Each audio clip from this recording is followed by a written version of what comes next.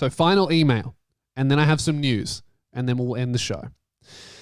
This is a follow-up to a saga, and I'll start with the original email. So this is an email. This guy asked me for advice. We have 550 people watching. 550 people watching for the I guess the Incel saga. So this is the original email. Some of you will be familiar with it, but I'll read it again because we have a follow-up. Found out that my partner is not a virgin and it bothers me. Advice. A little context, I'm currently dating a lifelong friend of mine. We started dating earlier in the year after not being in contact for a while. Turns out they had a crush on me back in school and I was too dumb to realize.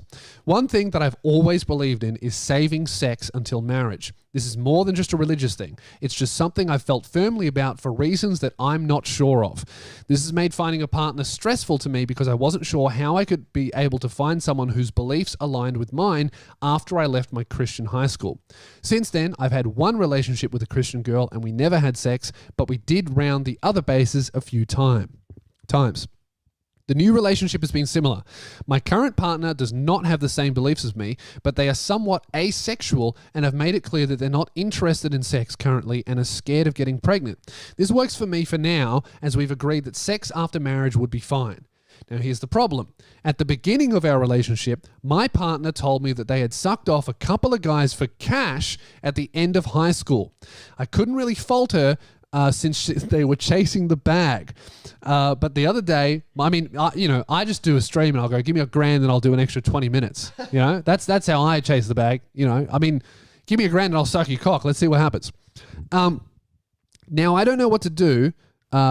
This came as a shock to me, especially because I thought they'd already told me everything. Now I don't know what to do because I feel this terrible feeling inside whenever I think about it, and sometimes it causes me physical pain. My girlfriend sucks cock for cash. My arm. Part of it is that putting my beliefs aside, they would not be willing to have sex with me, but I wouldn't be there first. I also thought that we could share the experience one day, but now it won't be the same. I love my partner, and I know that logically this should not change anything, but I don't know if these feelings are going away with time or not. I don't really have anyone in my life that I feel comfortable talking about this. I could use some advice, but understand if you don't want to touch this or think I'm a piece of trash. And he said, P.S. I once literally had a girl begging to have sex with me, but I declined. So I can safely say that I'm not an incel. I just have different beliefs.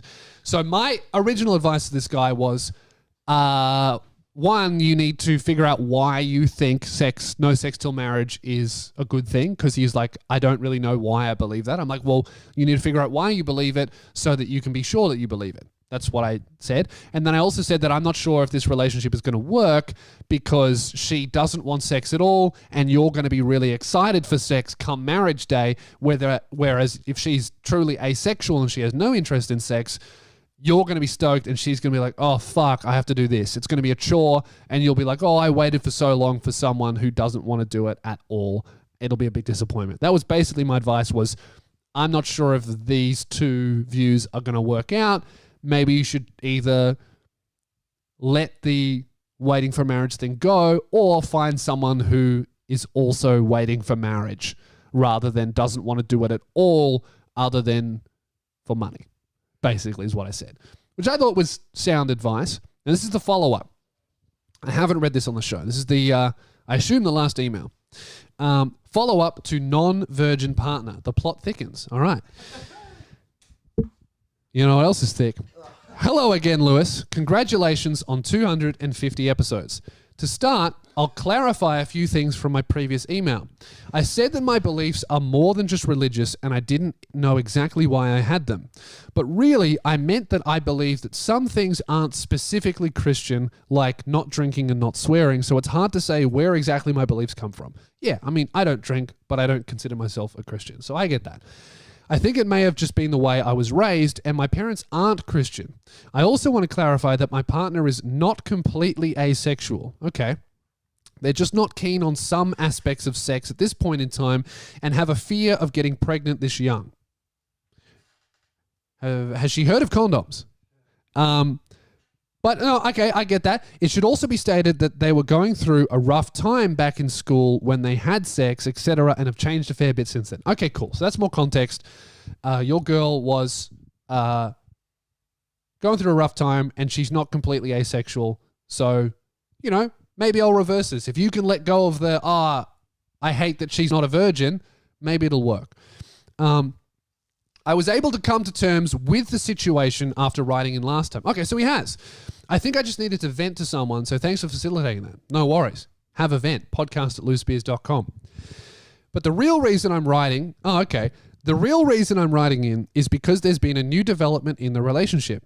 We haven't had a chance to spend much time together since the last bombshell dropped due to work and uni, but we've been talking a lot through Snapchat and Messenger, etc. Last Tuesday, after saying goodnight, they sent another message that said, "Also, I'm a boy." Oh, what?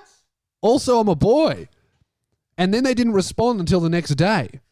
Turns out he's trans and has been for years, but never told anyone. Oh my God, this episode's coming full circle. Imagine if he was doing it for a laugh. I can't really talk to anyone I know about this because I'm the only one who knows. He seemed somewhat open to the idea of having kids in the future. Oh, dude, that's what Apple's emoji's for. Dude, go for it. They got a pregnant male emoji cool. now. Yeah. This emoji was made for you boys. He seems somewhat open to the idea of having kids in the future when we talked about it earlier in the year, but this makes me think my odds of convincing him are slim. Oh well, I guess I'm gay now.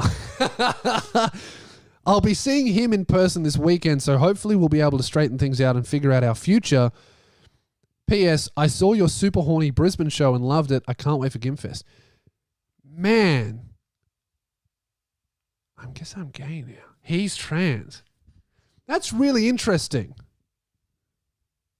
I mean, I guess that's fine.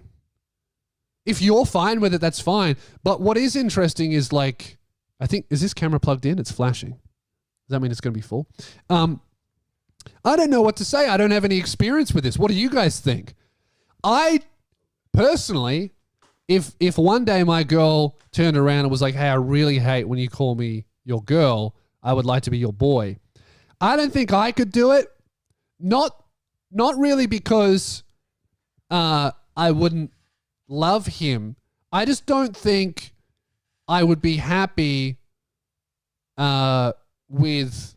Because I'm just trying to imagine my girl with chest hair. You know? Like, I couldn't get into it. You know? I reckon, because that's what the testosterone does. They're going to get, like, imagine your boy with chest hair.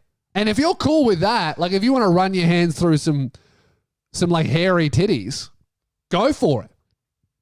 I couldn't do it, but all power to you. Gee, this guy's, I really believe him when he goes, "Oh, it's not really a Christian thing." You know? After this, I really believe him. Dude, I don't know. Good on you boys. Geez, it'd be a bit of fun though, wouldn't it? Like, how fucking gnarly is that?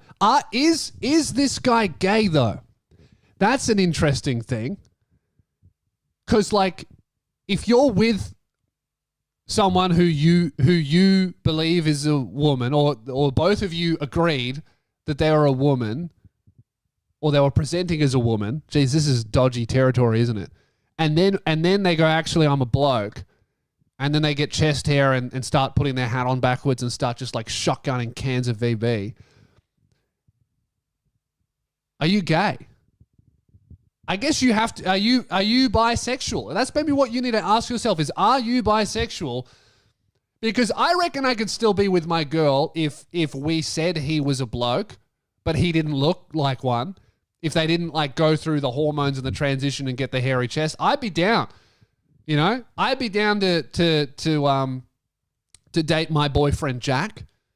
You know, as long as they still look like my former girlfriend Jazz. I could do that. I could switch the pronouns. I couldn't. I'm not sure if I could deal with the broad shoulders, you know, and the puberty and the beard and the chest hair.